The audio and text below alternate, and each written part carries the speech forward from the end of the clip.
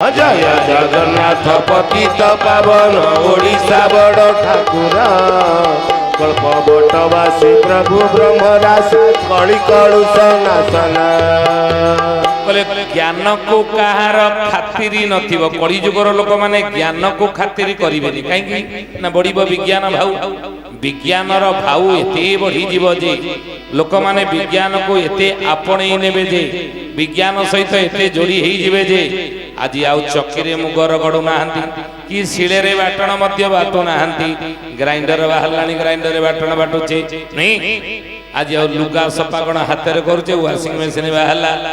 नहीं तो विज्ञान की लोक माने आदरी नेबे जे आउ ज्ञान को खातिरी नथिबो ज्ञान को जदि खातिरी थांदा आज एथि एति के लोक आमे बसी न थांती बसतांती ना मेलोडी शो जदि हेई थांदा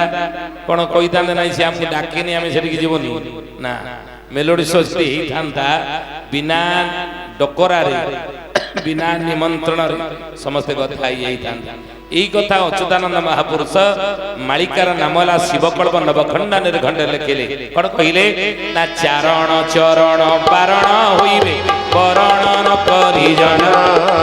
प्रेरण यंत्र रे मन रखिथिबे दुष्ट भाव निरखिण। जय जगन्नाथ पतित पावन ओडिशा बड़ ठाकुर कल्पवटवासी प्रभु ब्रह्मराशि कଳି कलुष नाशना।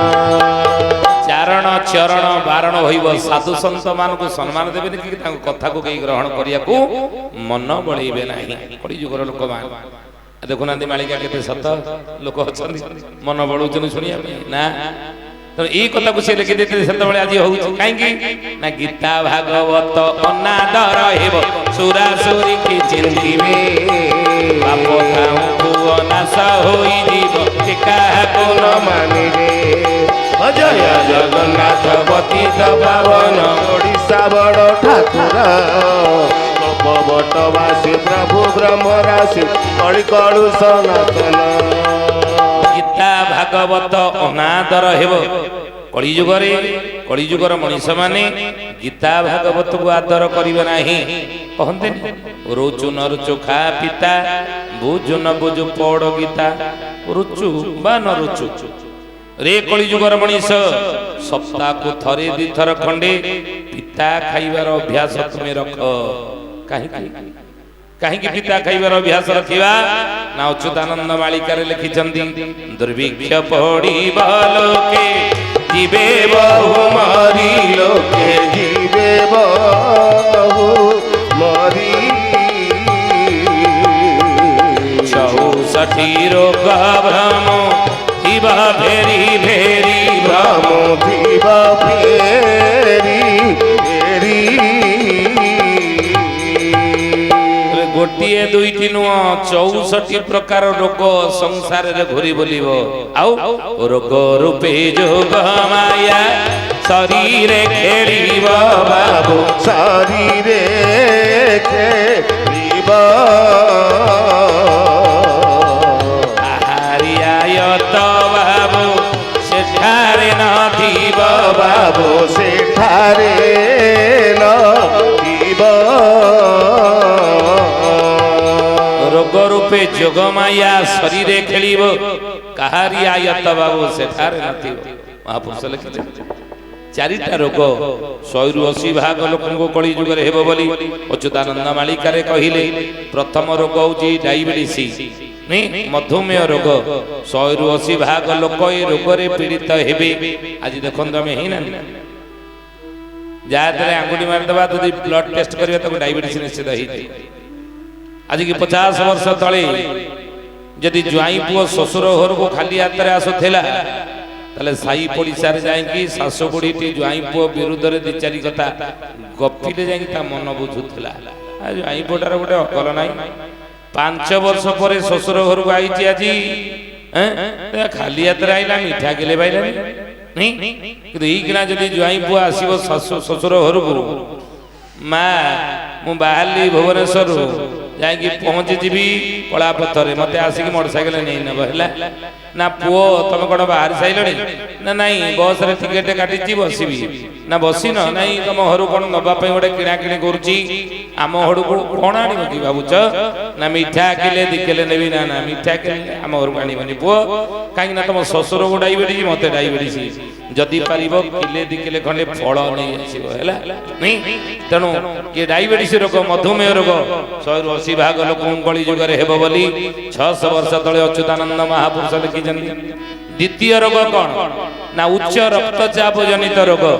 180 ଭାଗ ଲୋକ ଏ ରୋଗରେ ପୀଡ଼ିତ ହେବେ। ତୃତୀୟ ରୋଗ 3 ନମ୍ବର ରୋଗ କଣ ମାଳିକାର ନାମ ହେଲା କଳିକଳ୍ପ ଗୀତା ଏଥିରେ ଅଚ୍ୟୁତ ଲେଖିଲେ କହିଲେ ବାୟୁ ବେମାରୀଟି ଘଟିବ ମର୍ତ୍ୟ ବାୟୁ ବେମାରୀଟି ଘଟିବ ମର୍ତ୍ୟ ବାୟୁ ବେମାରୀଟି ଘଟିବ ମର୍ତ୍ୟ ବାୟୁ ବେମାରୀଟି ଘଟିବ ମର୍ତ୍ୟ ଗୁଣ ରାମ ଦାସ କହୁଛି ସତ୍ୟ ଶୁଣ ରାମ ଦାସ କହୁଛି ସତ୍ୟ। ତୃତୀୟ ରୋଗ ହେଲା ବାୟୁ ବେମାରୀ ମାନେ କଣ ଆଧୁନିକ ନାମ ତାର ଗ୍ୟାସ ରୋଗ ହେଇନି ଆଗରୁ ଯେତେ ତେଲ ଛଣା ଛଣି ଖାଇବାକୁ ଆମେ ପସନ୍ଦ କରୁଥିଲେ ଏଇକିଣା ଆଉ ଏତେ ପସନ୍ଦ କରୁଛେ ଜୋରେ ଗ୍ୟାସ ମୋର ନାଇଁ ତେଣୁ ଏ ତୃତୀୟ ରୋଗ ଭାବରେ 180 ଭାଗ ଲୋକଙ୍କୁ କଳି ଯୁଗରେ ହେବ ବୋଲି ମହାପୁରୁଷ ଲେଖିଛନ୍ତି। 4 ନମ୍ବର ରୋଗଟା କଣ 180 ଭାଗ ଲୋକ ଏ ରୋଗରେ ପୀଡ଼ିତ ହେବେ। 4 ନମ୍ବର ରୋଗଟା କଣ ଏଇଟା ଥାଉ ପଛରେ କହିବା